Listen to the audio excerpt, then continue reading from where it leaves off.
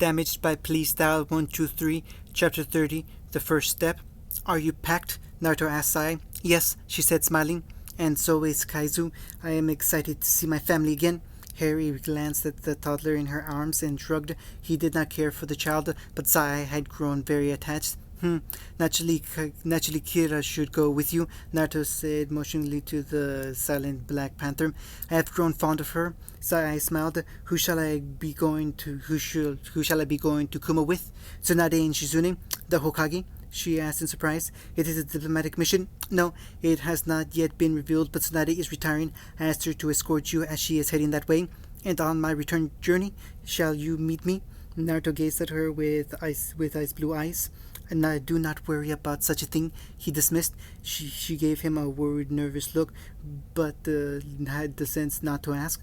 Naruto gazed at the small creek that rushed under the bridge with an eagerness only nature held. Yo, Kakashi, Naruto greeted lightly. The Jonin eye smiled at him as he joined him on the railing of Team 7's bridge. Haven't seen you in a while, he joked. Been seeing the world, Naruto smirked. Big, isn't it? Yes, they shared a moment of peaceful silence. Sakura's been getting much better. Kakashi spoke suddenly. Her kenjutsu is coming along amazingly fast. Hayate is calling her prodigy, and Tsunade is teaching her healing on the side. My butterflies, you can barely see her without one of those things hovering about. She's even memorized which butterfly is dangerous, which ones are smart, and which ones are just normal. She's treating them well. Good. They shared another stretch of silence. Tsunade announced today she was retiring in 2 weeks. Naruto felt the thrill roll up his spine. 2 weeks. It was coming and he couldn't wait. Naruto noted Kakashi was looking at him intently. Interesting. Naruto shrugged. Who is his successor? Danzo. I've heard he's good. Kakashi was staring at him with a certain intensity. He is, but I doubt that Tsunade would ever let him take control. A few people tested her for genjutsu and drugged discreetly. Maybe she had a turn of thoughts. Unlikely. The only other reason I see is that she sees a storm coming and is hoping he'll get caught in the chaos.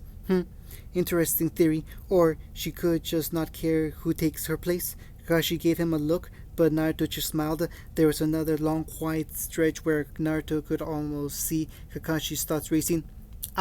Kakashi started and then faltered. When I was 6, I was a shinobi. I understood I would someday sacrifice myself for Konoha. I knew my life was for Konoha, that I was nothing but a tool. So when I walked in on my father's corpse lying on the floor of his bedroom, all I could think was that he should have at least taken a suicide mission so he may have accomplished something. And then when I was 11, I met Uchiha Obito, and I thought the same of him. I thought he should do something and die productively for Konoha because he was useless otherwise. And then he did just that, and I got the Sharingan, and I think that's the first time I ever felt so lost, so hurt, so broken. I tried to get over it, tried to fix myself, but I failed. And then my other teammate, Rin, died, followed shortly by my sensei. Fixing myself felt horribly, and I had no one left to try and help me. Guy noticed a few years back, I think, and has been trying to piece me back together, but it's not working. I know, the cracks are still here, and slowly, they've been widening. Kakashi's voice was not a whisper, but Naruto felt himself truly listening. Some days I wake up, and I don't have the strength, the will to get up. Most people who know me think I spend all my time at the Memorial Stone. I do spend time there, but mostly I'm late because I go through these moments when I feel I have absolutely nothing left to live for, nothing. And at those times I just sit down, and it sometimes takes me hours to get back up because I'm practically a corpse. Kakashi laughed in a hollow kind of way that rang with echoes of pain. Eventually, I drag myself up because Guy will be wanting to do another challenge soon, or I know I can still die for my village at least.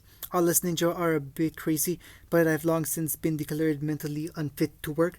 But because they also know I can at least still die for Konoha, they let me stay a shinobi. But every day, these little things that made Konoha my village are vanishing.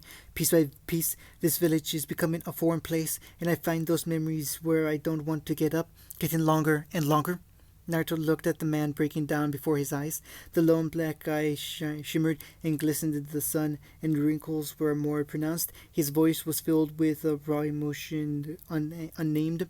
Naruto took a good look at the man he had called sensei for such a brief time. His clothes were rumpled and dirtied, and his book so much more worn. His headband lacked any sort of care and looked almost rusty at the edges. Naruto was hit with an odd thought.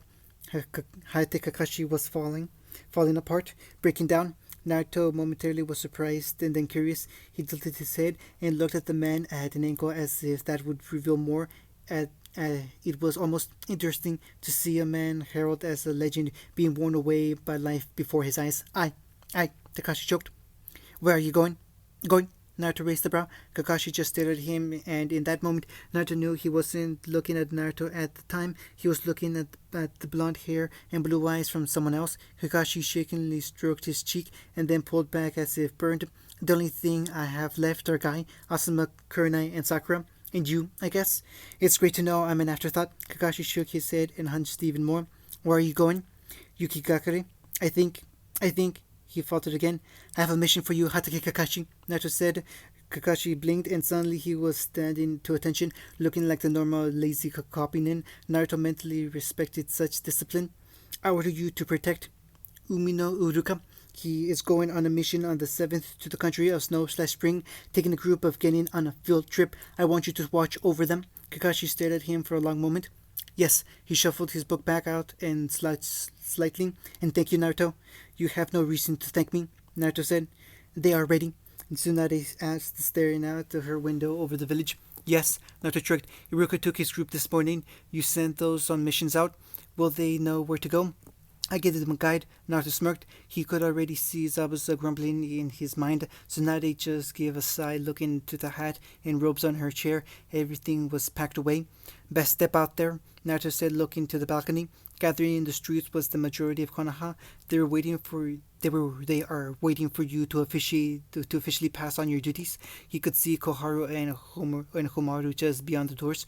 Danzo looking smug by them. He saw the wistful looks in Koharu's eyes as she gazed out over the city, and Homaru's slightly saddened look. They both knew, of course. Somehow they didn't know how. They had learned of his plans. Most likely Jiraiya, who would have felt he owed it to his sensei.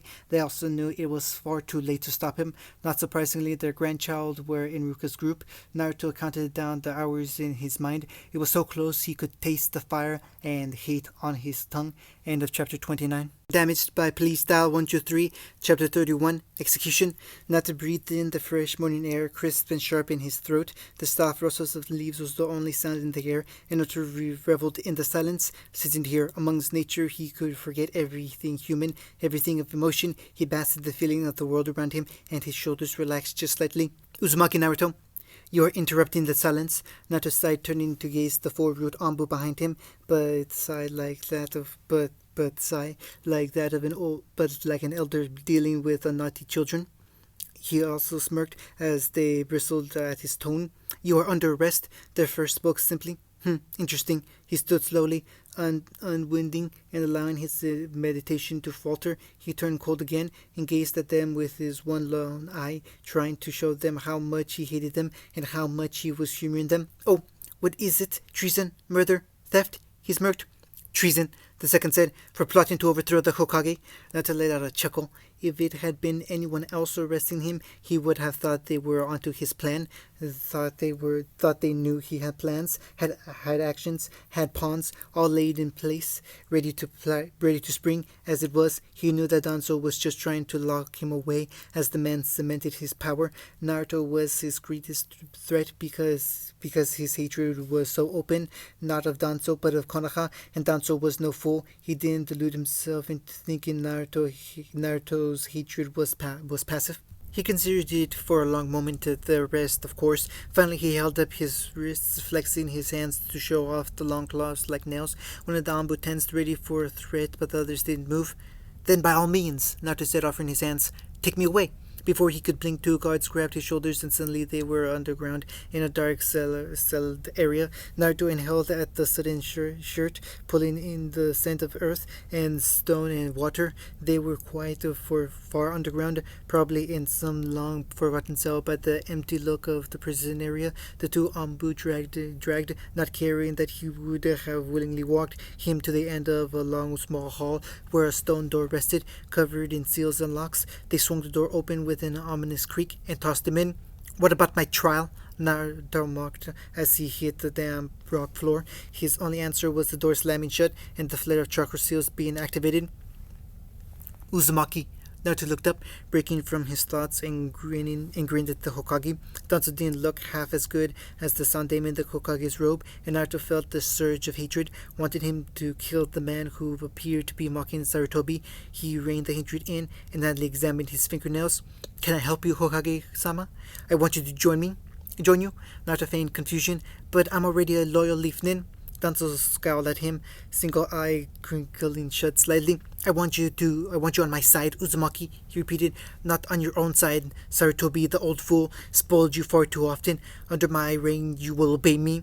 The Ambu guards were on Naruto, and were on Naruto the instant he leaped at Danzo. He took all four to hold him back, and Naruto could have broken through easily enough, but he wanted to be more threatening than successful with the attack. Naruto bared his fangs in the parody of a grin. "You insulted Saruto. You insult Sarutobi again, Danzo, and I might just tear a pretty little seal off myself." All the Ambu tensed, and Danzo stiffened. "And I won't join you," Naruto added, as if an afterthought. "I'd rather lose my last eye." I see," Danzo said, stepping back out of the cell. "Your execution is tomorrow at noon, October the 9th, Naruto hummed. "A birthday present for me, I presume?" His answer was the cell door slamming. Naruto found that the seal and the cuffs around his hands were very sloppy. Well, to another they would be very good, but Naruto wasn't just anyone, and he looked at the mediocre work and knew he could undo them in seconds. The seals holding his chakra were the same. The fools had also tied the seals up. Also tried to seal up his summons, but it would be rendered useless as soon as his chakra was back. Naruto only mourned the loss of his jacket. They had taken it away because of the many seal-winded pockets on his coat and other weapons they had contained. They'd even taken the spear and the seal at his wrist. All he wore were his black shorts and his eye patch. They'd taken his sandals and headband. Of course, they'd left the beads in his hair, but those were just tedious to take out. Naruto didn't even blink when he was shoved into the sun, the piercing light blinding him for less than a second. He quickly took in his surroundings, noting a very large crowd had gathered to watch him be executed.